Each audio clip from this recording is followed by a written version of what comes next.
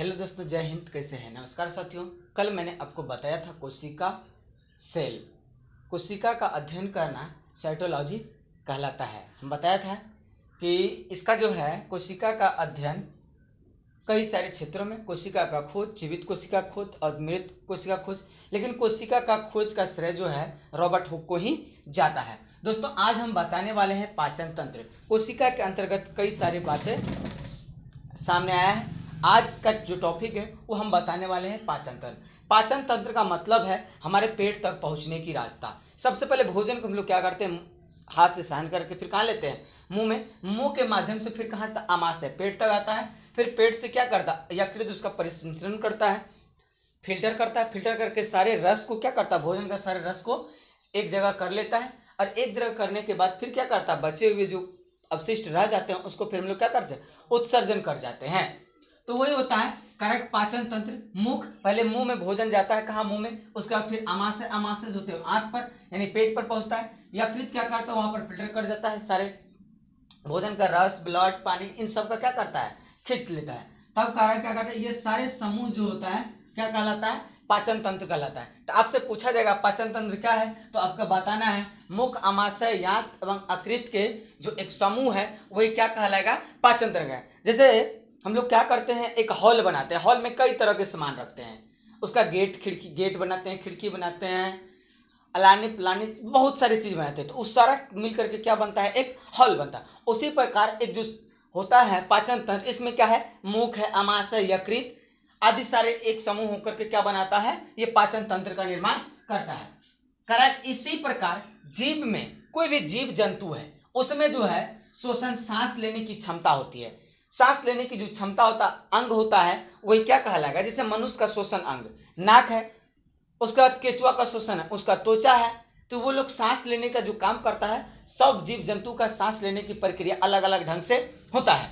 मनुष्य का जो पाचन तंत्र है वो नाक होता है, नाक से हम लोग सांस लेते हैं, वो क्या है, श्वसन तंत्र कहलाता है। उत्सर्जन, हम लोग जो भोजन करते हैं, भोजन करने के बाद जो भोजन का में मिले हुए रस होता है, वह रस शरीर क्या करता है, अपने अंदर रख लेता है, बचे हुए अवशिष्ट को क्या करते हैं हम लोग, बाहर कर देते हैं। तो बाहर करना ही क्या कहलाएगा, उत्सर्जन। परिसंचरण तंत्र भी होता है, इसमें ब्लड को सर्कुलेट करने की भी क्षमता होती है मनुष्य में। जीव जंतुओं में कुछ ऐसे जीव है जिसमें ब्लड नहीं होता है, जैसे चावल में देखेंगे घोनों से ब्लड नहीं होता है, तो उसमें परिसंचरण तंत्र की जरूरत नहीं होता, लेकिन फिर भी उसमें कोशिका है। ऐसा नहीं कि उसमें कोशिका नहीं, उसमें भी कोशिका मौजूद ही होता है।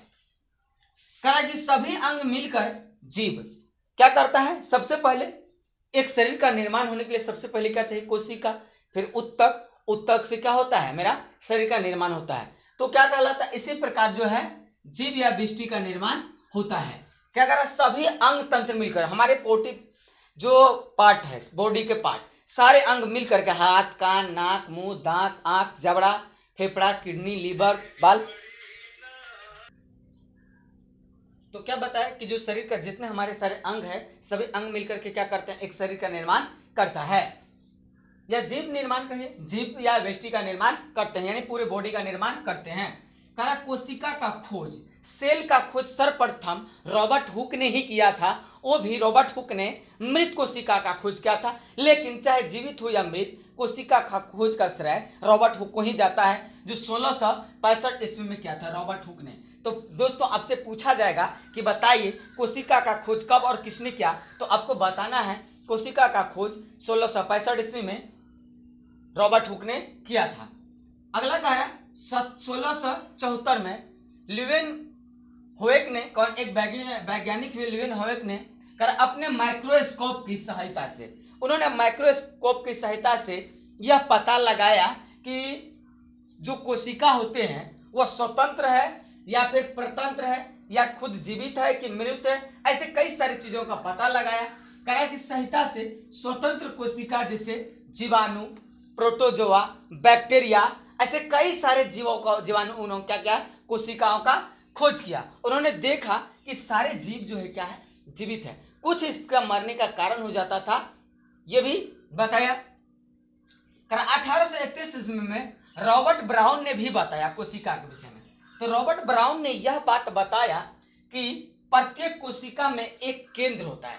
क्या होता है, जैसे देखिए प्रत्येक एक कोशिका है, मान चलिए कोशिका है, इसका कहीं ना कहीं क्या है, एक केंद्र है। और इसका कहा कि केंद्र होता है, केंद्र में एक गोलाकार होता है। कैसा होता है, एक गोलाकार होता है, जिसको हम लोग क्या कहते हैं, केंद्रक कहते हैं। जैसे एक हम सर्किल बनाते हैं, क्या बनाते हैं, एक सर्किल। जैसे एक मेरा क्या है, सर्किल है, इस सर्किल के अंदर में एक क्या करते हैं हम लोग, मुख्य बिंदु स्थापित करते हैं। यह मुख्य बिंदु जो है केंद्रक कहलाता है। क्या कहलाता है, केंद्रक कहलाता है। इसी प्रकार अगर पूछा जाएगा कि बताइए सर्किल का केंद्रक क्या है, तो मिडिल पॉइंट। यही मिडिल पॉइंट क्या कहा कि जो होगा कोशिका में एक केंद्र होता है, केंद्र में जो एक गोलाकार होगा वह क्या कहलाएगा, केंद्रक कहलाएगा।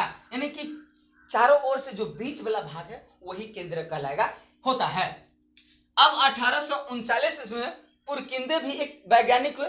पुरकिंदे ने भी अपना मत बताने से कहीं छिपा नहीं, उन्होंने भी अपना मत को रखा। उन्होंने कहा कोशिका के अंदर, जो हमारे शरीर में मौजूद कोशिका है, उसके अंदर पाए जाने वाला अर्ध तरल, प्योर तरल नहीं, अर्ध तरल, यानी कि कुछ तरल है कुछ ठोस में, दो प्रकार के भी है।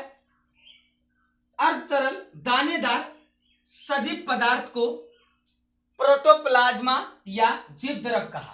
पूछा जाएगा आपसे कि बताइए प्रोटोप्लाज्मा या जीव द्रव किसे कहते हैं, तो आपको कहना है कोशिका के अंदर, क्या कहना, कोशिका के अंदर अर्ध तरल दानेदार, उसके बाद सजीव पदार्थ को क्या कहते हैं हम लोग, जीव द्रव या प्रोटोप्लाज्मा के नाम से जानते हैं।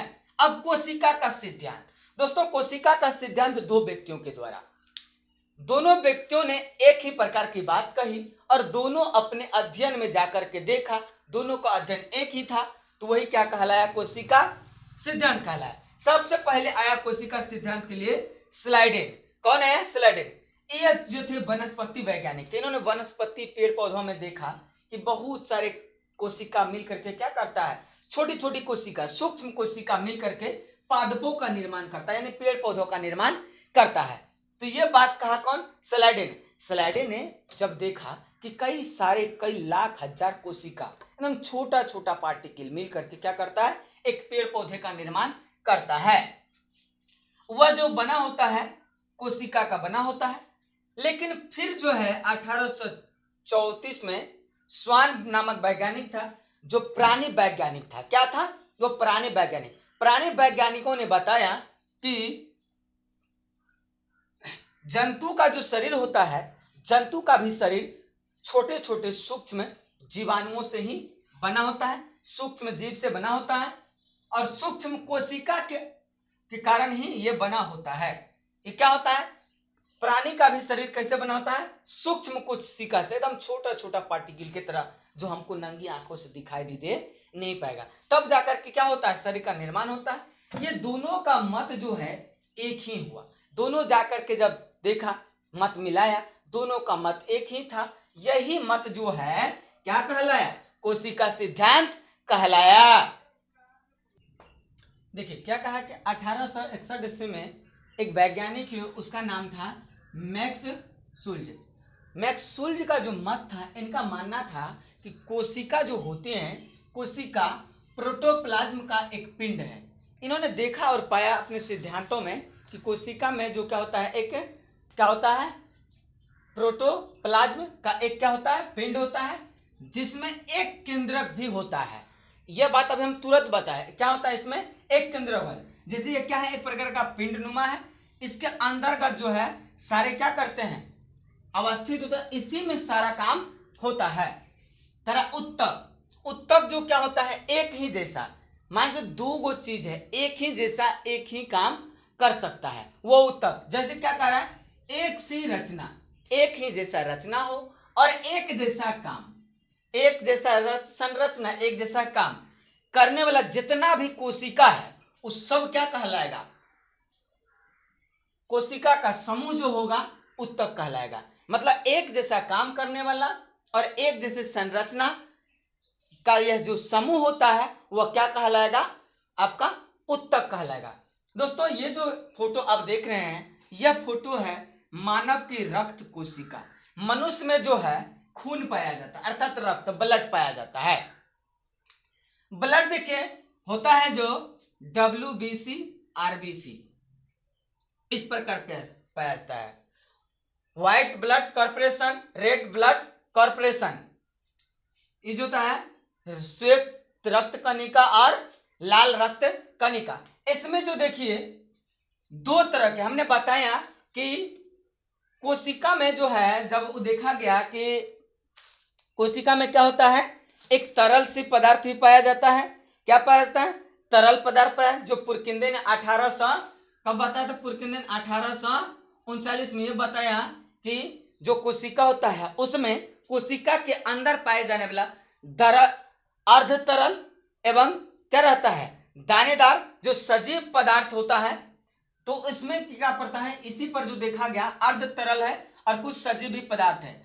यही जो है एक रवानुमा भी देख रहे हैं दानेदार की तरह, ये और ये दोनों मिल करके क्या करता है, एक है तरल में, एक है दानेदार में और एक सजीव भी है।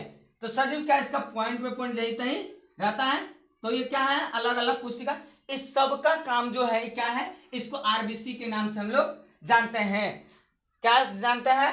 रेड ब्लड कॉर्पोरेशन, यानी कि लाल रक्त कणिका, इस प्रकार से हम जानते हैं।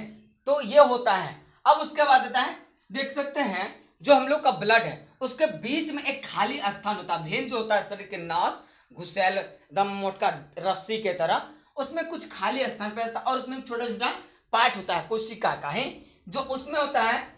तो उसको क्या कहा गया कि ये जो देखते हैं रवा तरह कुछ छोटा टुकड़ा टुकड़ा में, इसको बोला लिम्फोसाइट। क्या बोला गया? लिम्फासाइट बोला गया। लिम्फासाइट का काम जो होता है ब्लड को बहुत सारे अभिक्रिया करके छानने, देखने उन्हें काम ठीक ठाक करने का होता है। अब देखो इसमें एक खाली स्थान दिख रहा है आपको, ये कहीं से टच नहीं है, एकदम प्योर खाली। ये जो है हमारा क्या कहते हैं, प्लेटलेटस।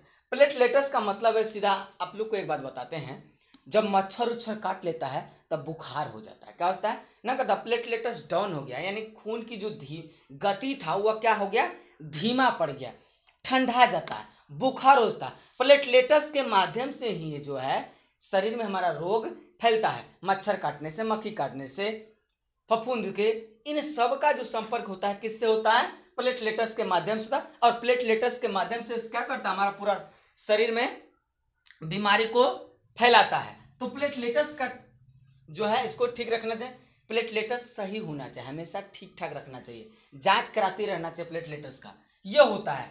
अब बताए कि एक देखो रावा कण की तरह है, गुच्छा में आपको दिख रहा है, कैसा दिख रहा है, ये गुच्छानुमा है। कैसा है? गुच्छानुमा। गुच्छानुमा में जो है इसको बोला जाता है मेनुलोसाइटिस। क्या बोला जाता है इसको?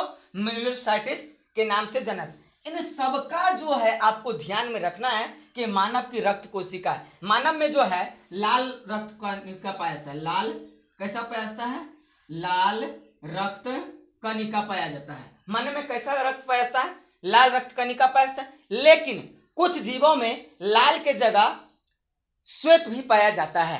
मानव में भी श्वेत रक्त थोड़ा पाया जाता है, जिसको WBC बोलते हैं, व्हाइट ब्लड कॉर्पोरेशन के नाम से भी जानते हैं, यानी श्वेत रक्त कणिका के नाम से जानते हैं। दोस्तों कल हम आपको बताएंगे कोशिका की संरचना एवं उसका कार्य। आप लिख लीजिएगा, कोशिका की संरचना, कोशिका की संरचना एवं उसके कार्य। कल हम चर्चा करेंगे इसी पर, कोशिका की संरचना एवं उसके कार्य आपको बताएंगे। कोशिका के विषय में आपको आज हम यहाँ तक रखे हैं, और पिछला वाला वीडियो आप जरूर देखिएगा तो आपको पूरा पता चलेगा कोशिका के विषय में। जय हिंद, जय भारत, नमस्कार साथियों।